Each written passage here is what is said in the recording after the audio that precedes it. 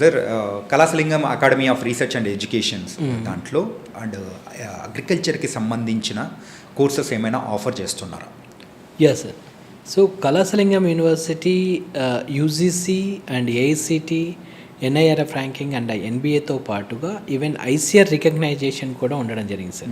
ఇండియాలోనే first private and deemed యూనివర్సిటీలో అగ్రికల్చర్కి, హార్టికల్చర్స్కి ఐసిఆర్ recognition ఉండడం అనేది మొట్టమొదటి యూనివర్సిటీ కళాసలింగం అండి, the first university.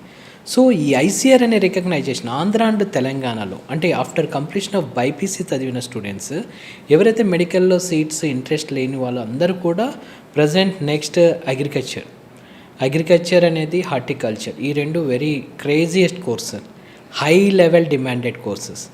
So even human అంటే మనిషి ఉన్నంత వరకు ఈ కోర్స్ అనేది డెఫినెట్గా యూజ్ అవుతుంది. Okay. Because of after completion of BSc agriculture all food processing యూనిట్స్లో కానీ, ఫర్టిలైజర్స్లో కానీ, సీడ్ కంపెనీస్లో కానీ, డైరీ ఫార్మ్స్లో కానీ, state government jobs and central government జాబ్స్లో వీళ్ళకి అనేది జాబ్లో సెటిల్ అవ్వాలి అంటే డెఫినెట్గా university should be recognised by ICAR. Without ICAR they are not eligible for any government jobs sir.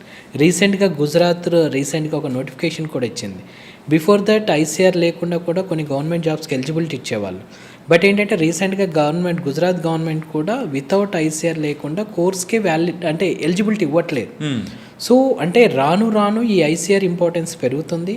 అంటే ఐసిఆర్ అనేది మెయిన్ ఉద్దేశం ఏంటంటే సార్, స్టూడెంట్కి కావాల్సిన క్వాలిటీ ఆఫ్ ఎడ్యుకేషన్ ఇండియాలో ఉన్న ప్రజెంట్ అగ్రికల్చర్ సిస్టమ్ ఎంత అప్గ్రేడెడ్గా వెళ్తుందో